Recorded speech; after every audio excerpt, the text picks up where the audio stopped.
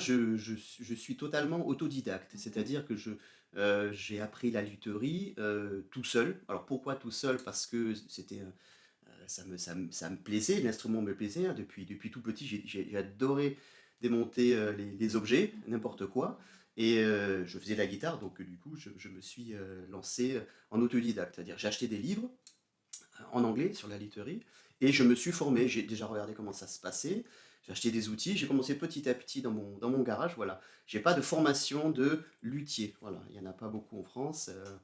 Mais voilà. Je pense que c'est la plupart des luthiers d'une ancienne génération. Je suis pas une ancienne génération, mais d'une génération un peu plus ancienne que celle d'aujourd'hui. Aujourd'hui, il y a des formations au Mans, par exemple l'ITEM du Mans, Institut technique des métiers de la musique. Voilà. Il y a une petite formation de facteur de guitare.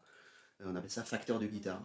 Et à la suite de ça, on s'installe en tant que luthier. Moi, je suis autodidacte. Moi, j'ai une formation d'électronique à la base. Donc, c'est une formation technique, hein, sur la réparation électronique, bon, les composants, tout ça. Alors, ça remonte au siècle dernier.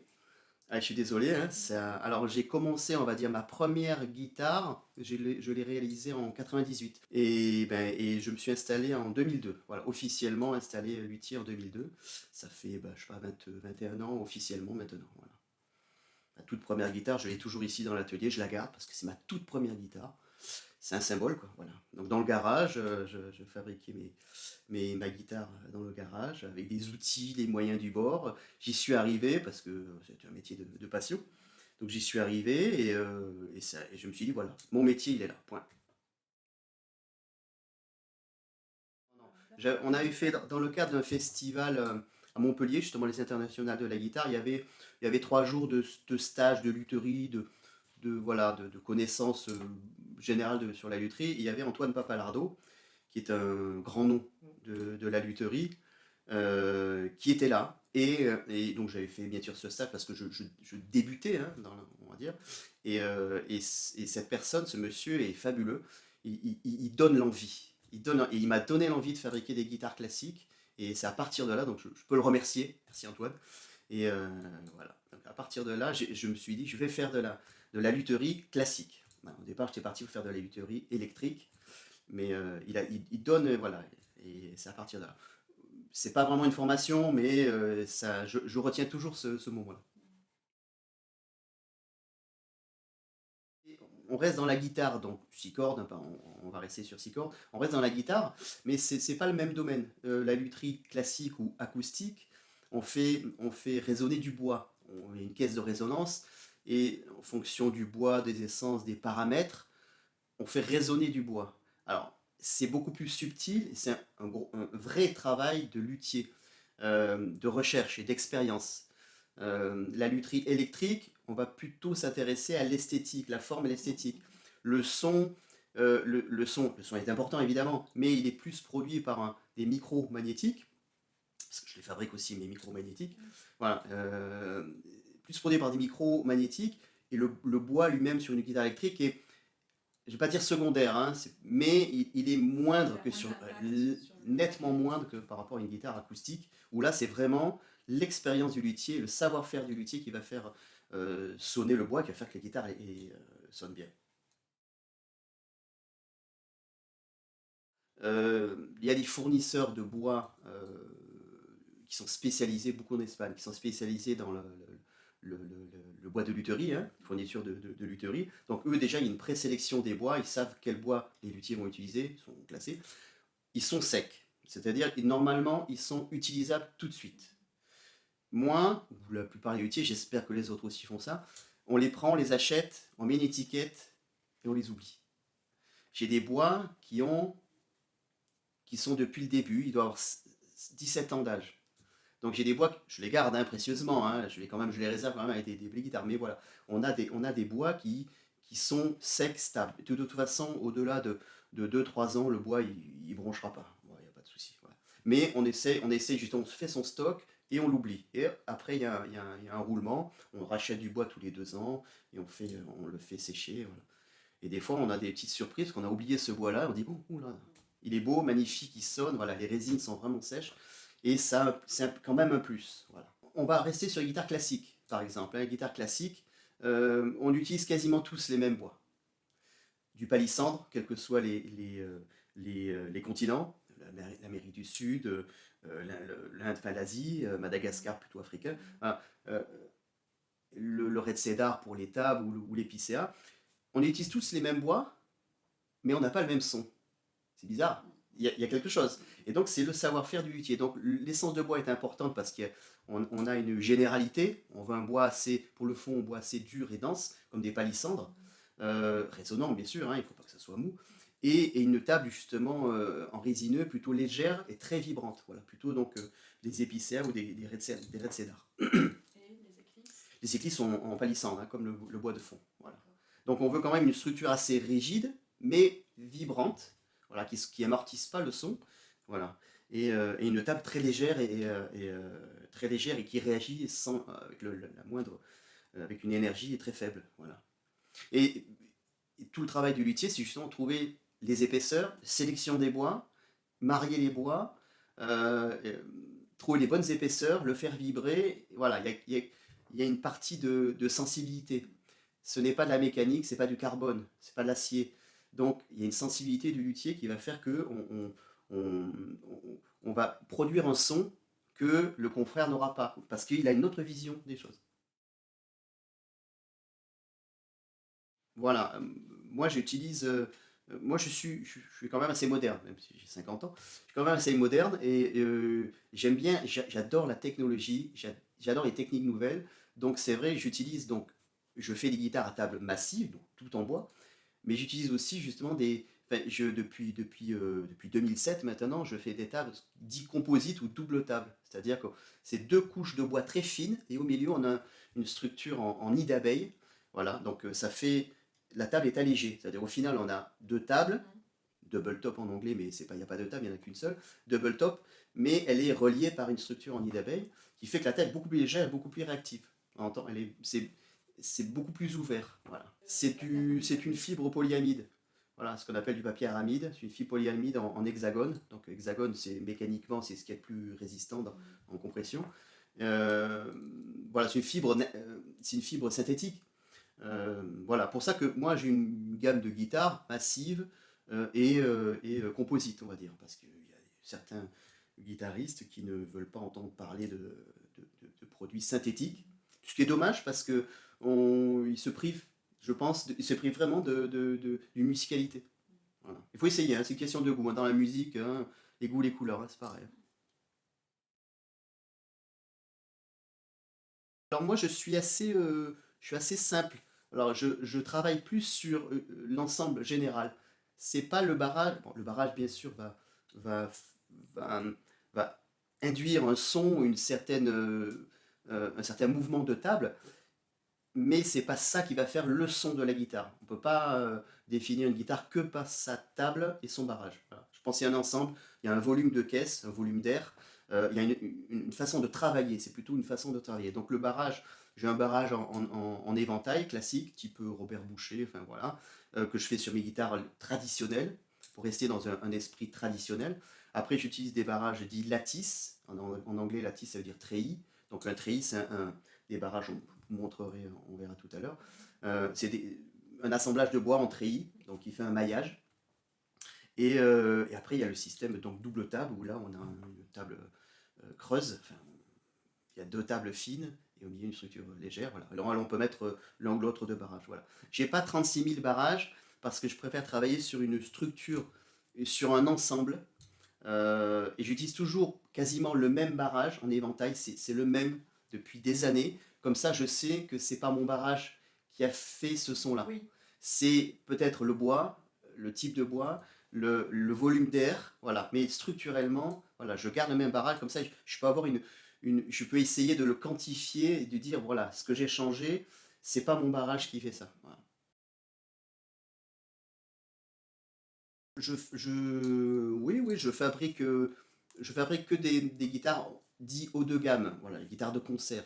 Après, j'essaye j'essaye de travailler en fonction du budget aussi de la personne, parce on n'a pas tous 10 000 € dans la poche pour acheter une guitare. Donc, j'ai un modèle à 3 000 €, donc c'est le premier, l'entrée de gamme, voilà, que j'appelle le modèle prélude, c'est un modèle concert, mais j'essaie on va dire, d'enlever tout ce qui est travail superflu d'esthétique, par exemple, faire un vernis mat qui fait que j'ai moins de travail sur le vernis. Si ça avait été un vernis brillant, c'est des couches et des couches, ponçage, polissage, donc j'enlève, essayer d'enlever du travail. Donc je fais un vernis mat qui est beaucoup plus simple, qui reste mat. Donc moins de travail, moins de... Je peux le facturer un peu moins, voilà. J'y gagne, la personne a un modèle de concert mais en vernis mat, parce que pas mal de personnes ne se soucient pas trop de l'esthétique, hein. C'est un instrument de travail. Certains oui, mais d'autres non, en fait, voilà. Donc j'essaie de faire une rosace très simple, voilà. J'essaie d'enlever le maximum de temps de travail pour pouvoir donner un instrument, proposer un instrument pas trop cher, tout en étant haut de gamme. Voilà. Et après, bien sûr, voilà, j'ai des modèles double table, jusqu'à 6 000, 7 000 euros, en fonction des bois, des essences de bois, de l'ancienneté des bois, voilà, aussi, il y a plein de choses comme ça. Je différencie pas le type de bois. Enfin, un cocobolo qui a 20 ans, évidemment, je le facturerai un peu plus qu'un palissandre indien qui a 6 ans. Voilà. C'est pas la même chose. Oui, la qualité du bois aussi fait qu'on va se diriger vers une certaine sonorité et donc un timbre, une qualité, voilà, recherchée. C'est pas forcément meilleur, hein, c'est vraiment selon ce que la personne recherche. Voilà. Voilà. On peut avoir une guitare prélude, donc pas très chère, hein, entre guillemets, vernis mat, qui sonne, la dernière que j'ai vendue, elle était fabuleuse, franchement, hein. Je veux dire, si on est un peu malin, on va pas chercher le modèle haut de gamme, on prend celle-là, voilà. Ça veut rien dire, mais la personne était conquise par ce modèle-là, parce que c'est exactement ce qu'elle recherchait. C'était pas forcément, elle voulait pas forcément une table très puissante, voilà. Cherchez pas la performance, mais une qualité de timbre. Ça Euh, fait un beau travail, ou oui, soit des oui, déplacements. alors voilà, il y a aussi pas deux catégories, mais voilà, une catégorie de personnes qui vont jouer l'instrument en tant que outil musical pour transmettre transmettre un message, hein. Donc là, ils vont pas trop regarder l'esthétique. Et puis il y a d'autres personnes, c'est plutôt voilà, des personnes qui aiment l'objet guitare, ils jouent bien sûr, hein, mais c'est l'objet, et là ils vont rechercher des choses, donc des bois très anciens, très marbrés, veinés, une rosace très particulière. Voilà, j'ai déjà travaillé sur des rosaces particulières en collaboration avec les personnes, voilà. Mais voilà, on peut avoir des choses très esthétiques, ouais. Mais moi, sur mes guitares, j'aime pas trop les choses qui flamboyantes c'est joli, mais je pense que l'élégance, c'est dans le raffinement, c'est dans la simplicité, je pense. Et je me concentre plutôt sur le son, parce que c'est un outil. C'est un outil, la guitare. Je préfère me concentrer sur le son, faire quelque chose de sobre, élégant, voilà, mais fonctionnel, qui marche bien. Alors, moi, je suis une personne assez lente, mais lente volontairement. Je prends le temps de faire les choses. Je suis pas là, je suis là pas là pour produire. Actuellement, dans les sociétés, il faut produire, il faut être. Je dis pas qu'il faut le faire, je le fais pour certaines choses, mais ce qui concerne les guitares, je prends le temps de faire les choses. Il faut que ça soit bien fait.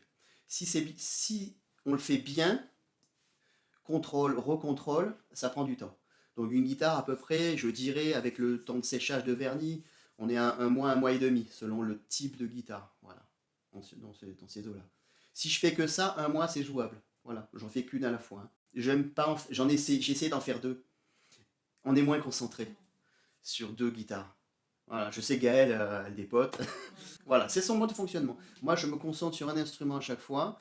Et je préfère le faire de A à Z parce que on s'arrête pas pendant que ça sèche. On refait une pièce, hop, c'est sec. Voilà, c'est assez fluide. Voilà, mon fonctionnement il est fluide comme ça. Puis bon, j'ai aussi beaucoup de réparations, donc voilà, ça me permet. Ouais.